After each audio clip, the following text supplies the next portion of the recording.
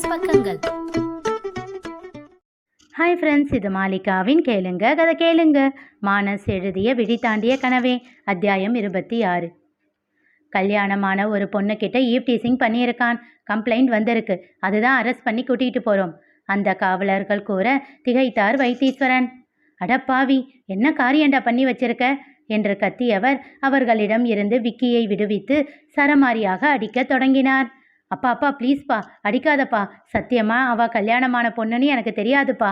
அதுவும் இல்லாமல் நான் அவகிட்ட தப்பாலாம் எதுவும் பேசலப்பா.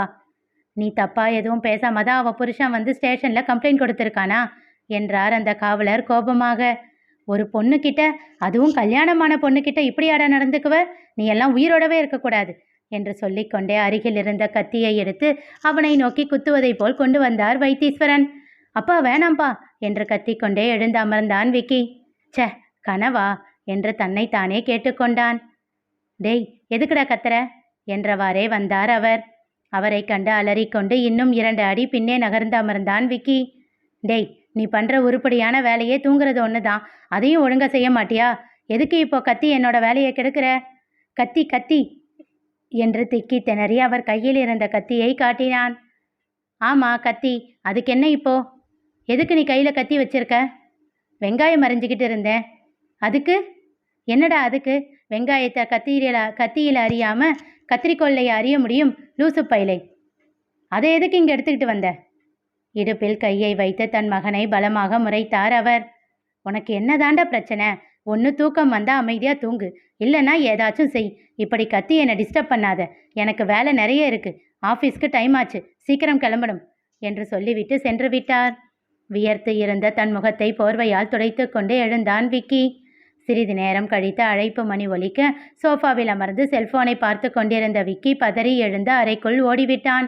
மீண்டும் அது ஒலிக்க அறையிலிருந்து வெளியில் வந்த வைத்தீஸ்வரன் சோஃபாவை பார்த்தார். காலி சோஃபாவே அவர் கண்களுக்கு பட, இவ்வளவு நேரம் இங்கே தானே உட்காந்துக்கிட்டு இருந்தான், எங்கே போனா என்று குழம்பிக்கொண்டே சென்று கதவை திறந்தார். நாகராஜ் நின்றிருந்தான். சட்டை பட்டனை போட்டுக்கொண்டே கதவை திறந்தவரை பார்த்த நாகராஜ், சாரிப்பா, டிஸ்டர்ப் பண்ணிட்டேனா என்றவாறே உள்ளே வந்தான். எங்க அவன்? கதவை கூட திறக்க மாட்டானா? உள்ளதான் இருக்கான், போய் நீயே கேளு என்று சொல்லிவிட்டு சென்றார் வைத்தீஸ்வரன்.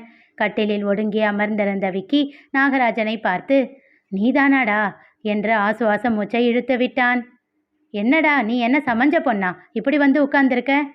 நீ எந்த காலத்துலடா இருக்க? சமஞ்ச பொண்ணுங்க கூட இப்ப எல்லாம் இப்படி இருக்கிறதில்ல. அடுத்த வேலையை பார்க்க போயிடுறாங்க. இவன் 60 வயசானாலும் இப்படியே தான் உட்கார்ந்துருப்பான் என்று சொல்லி மகனை முறைத்து விட்டு, டேய், கதவை தாழ் போட்டுக்கோ என்று சொல்லிவிட்டு சென்று விட்டார் வைத்தீஸ்வரன். அவன் அப்படியே அமர்ந்திருக்க தன் தலையில் அடித்து கொண்ட நாகராஜ் சென்று கதவை தாழ் போட்டு கொண்டு வந்தான். என்னடா ஆச்சு? ஏண்டா இப்படி இருக்க என்றவனிடம் நிகழ்ந்ததை கூறினான் விக்கி. அடப்பாவி, நீ எப்படா இந்த வேலையெல்லாம் பார்க்க ஆரம்பிச்ச? டேய், நான் ஒன்றும் தப்பா எல்லாம் பேசல, பார்க்கல. பார்க்க பொண்ணு நல்லா இருந்தது, சும்மா தான் பேசி பழகலாம்னு நினச்சேன். சரி சரி விடு, அதெல்லாம் எதுவும் பிரச்சனை ஆகாது. நீ என்னடா இப்படி பயப்படுற? ஏண்டா கேட்க மாட்ட? எங்கள் அப்பனுக்கு தெரிஞ்சா என்ன பண்ணுவாருன்னு உனக்கு தெரியாதா? டேய், நீ என்ன அவருக்கெல்லாம் பயப்படுற ஆளா? ஆமாம் ஆமாம், நாங்கள் பயப்படுறதே இல்லை பாரு. சரி, அது என்ன கையில்? ஜமுனா அம்மா ப்ளவுஸ் தைக்க கொடுத்துருந்தாங்க, அதை கொடுக்க வந்தேன். உன்னை பார்த்துட்டு அப்புறமா போகலாம்னு நினச்சேன். அப்போ எனக்கு ஒரு ஹெல்ப் பண்ணுறியா? என்ன பண்ணணும்? அந்த பொண்ணு எந்த பிரச்சனையும் பண்ணலை இல்லைன்னு தெரிஞ்சுக்கிட்டு வர முடியுமா? சரி, பார்க்குறேன். சரி சரி கிளம்பு. என்னடா அப்படியே துரத்துற? முதல்ல எனக்கு தெரிஞ்சுக்கிட்டு வந்து சொல்லு. அவனை மேலும் கீழும் கேவலமான ஒரு பார்வையை பார்த்து விட்டு சென்றான் நாகராஜ்.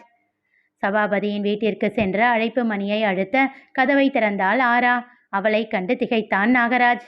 அடேங்கப்பா, பொண்ணு என்ன இவ்வளவு அழகா இருக்கு? இவனுக்கெல்லாம் ஓவரா இல்லை? இந்த பொண்ணு பின்னாடியா போனா? அவன் பேசாமல் அவள் முகத்தையே பார்த்து கொண்டிருப்பதை கண்டவள் அவன் முகத்துக்கு நேரே சொடக்கிட்டு, ஹலோ மிஸ்டர், யாரு வேணும் என்றாள். ஜமுனா அம்மா உள்ளதான் இருக்காங்க. நீங்க யாரு? நான் ப்ளவுஸ் என்று அவன் விட்டு விட்டு வார்த்தைகளை கூற, வாடா நாகராஜு, ஏன் அங்கேயே நிற்கிற என்றார் ஜமுனா. தெரிந்தவன்தான் என்று புரிந்தவுடன் உள்ளே அனுமதித்தாள் ஆரா. அவளை பார்த்து கொண்டே உள்ளே நுழைந்தவன், இல்லைம்மா, யாரோ புதுசா இருக்காங்களே, யாருன்னு பார்த்தேன் என்றான். மேல் வீட்டில் குடி வந்திருக்காங்கடா. அப்படியா என்று சொல்லிவிட்டு அவர் கையில் இருந்த அகிலை பார்த்தான். ஹை, யார் இந்த பையன்? க்யூட்டா இருக்கான். அவளோட பையன்தான் என்று சொல்லி சிரித்தார் ஜமுனா. ஓகே ஆண்டி, நான் கிளம்புறேன். ரொம்ப அடம் ஏதாச்சும் பண்ணான்னா ஃபோன் பண்ணுங்க, நான் உடனே வந்துடுறேன் என்று சொல்லிவிட்டு வாசலில் வந்து நின்ற காரில் ஏறி சென்று விட்டாள் ஆரா. அம்மா, யாரு உங்க சொந்தக்கார பொண்ணா? அவ பையனை நீங்க ஏன் பார்த்துக்கிறீங்க? அவ வீட்டில் யாரும் இல்லையா? அவ புருஷன் எங்க? என்ன பண்றாரு? டேய் டேய், இருடா. என்னடா கேள்வியை அடுக்கிக்கிட்டே போற? ஓ, சாரி சாரி, ஒன்று ஒன்றா கேட்கவா? அவன் தலையில் செல்லமாக கொட்டினார் ஜமுனா. வாடா, டிஃபன் சாப்பிடுவ. அதெல்லாம் இருக்கட்டும், நான் கேட்டதுக்கு பதில் சொல்லலையே. அந்த குட்டி பையனோட அப்பா எங்க? அவன் இவங்க கூட இல்லை. அந்த பொண்ணு விவாகரத்தான பொண்ணு. வீட்டில் பெரியவங்க யாரும் இல்லையா? இவனை பார்த்துக்க ஒருத்தங்க இருக்காங்க. ஆனால் அவங்க பேத்திக்கு உடம்பு சரியில்லைன்னு காலையில் தான் கிளம்பி போனாங்க. அதனால தான் என்கிட்ட விட்டுட்டு போறா. ஓ, சரிம்மா, நான் கிளம்புறேன். டிஃபன் சாப்பிட்டு போடா. இல்லைம்மா, வீட்டில் இருந்து கிளம்புறப்பவே சாப்பிட்டு தான் வந்தேன். உங்ககிட்ட இதை கொடுத்துட்டு அப்புறமா போய் கடையை திறக்கலாம்னு அப்படியே வந்தேன். அப்போ சரி. ஆமாம், அப்பா எங்க? காய்கறி வாங்கிட்டு வர போயிருக்காரு. சரிம்மா என்று சொல்லிவிட்டு வெளியில் வந்தவன் மீண்டும் விக்கியின் வீட்டிற்கு சென்று அவனிடம் விவரங்கள் அனைத்தையும் கூறினான். நல்ல வேலை, நீ தப்பிச்ச. அவ புருஷன் அவ கூட இல்லை என்று சொல்லி உரக்க சிரித்தான் நாகராஜ். விக்கி அதனை கவனிக்காமல் எதையோ யோசித்தவாறு அமர்ந்திருந்தான். டேய், என்னடா ஆச்சு? ஒன்றும் இல்லடா என்றான். சரி சரி, அதான் எந்த பிரச்சனையும் வராதுன்னு தெரிஞ்சிடுச்சுல்ல, ஃப்ரீயா விடு என்றவன் குளிச்சு முடிச்சு டிஃபன் சாப்பிட்டு கடைக்கு வா. இன்னைக்கு 2 பேர் லீவ் போட்டிருக்காங்க. முடிஞ்சா வந்து ஏதாச்சும் ஹெல்ப் பண்ணு என்றான். சரி, பார்க்குறேன் போ என்று சொல்லி நாகராஜை அனுப்பி வைத்தான் விக்கி. சிறிது நேரம் எதையோ யோசித்தவாறு அமர்ந்திருந்தான்.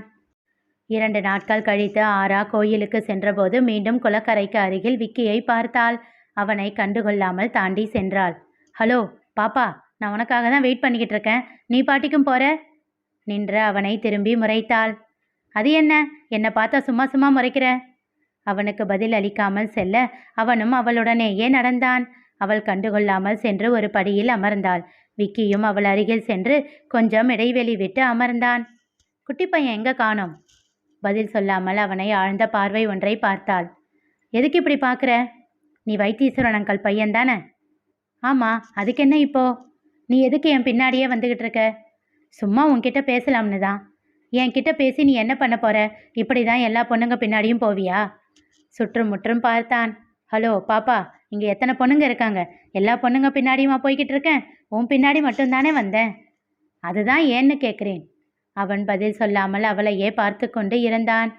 உனக்கு என்னை பற்றி தெரிஞ்சிருக்கும் இல்லை? தனியாக இருக்கேன் அப்படின்னு என்கிட்ட அட்வான்டேஜ் எடுத்துக்கலாம்னு நினச்சி வர்றியா? என்னை என்னன்னு நினச்ச? என்னை பார்த்தா எப்படி தெரியுது? நீ கூப்பிட்ட உடனே உன் கூட சேர்ந்து ஊர் சுற்றுற பொண்ணு நினச்சியா? இல்லை என்று அவள் சொல்லி கொண்டிருக்கும் போதே அவளை நிறுத்தி, பாப்பா நிறுத்து, என்ன நீ பாட்டிக்கும் பேசிக்கிட்டே போற என்றான் விக்கி. பின்ன நீ பண்ணுற காரியத்துக்கு வேற எப்படி பேசுறது? அப்படி என்ன காரியம் பண்ணிட்டோம்? அவள் பதில் சொல்லாமல் முகத்தை திருப்பிக் கொள்ள சிரித்தான் விக்கி. இப்போ எதுக்கு சிரிக்கிற? பதில் சொல்ல முடியலன்னு உடனே முகத்தை திருப்பிக்கிறியா என்றவன் அவள் பதிலை எதிர்பார்க்காமல் தொடர்ந்து கூறினான். அவன் கூறியதை கேட்டு அதிர்ச்சியாக அவன் முகத்தை பார்த்தாள் ஆரா. முதன்முறையாக அவன் மேல் அவளுக்கு நல்ல மதிப்பு பிறந்தது. விக்கி கூறியது என்ன தெரிந்து கொள்ள தொடர்ந்து கேளுங்க, கதை கேளுங்க. மீண்டும் சந்திப்போம்.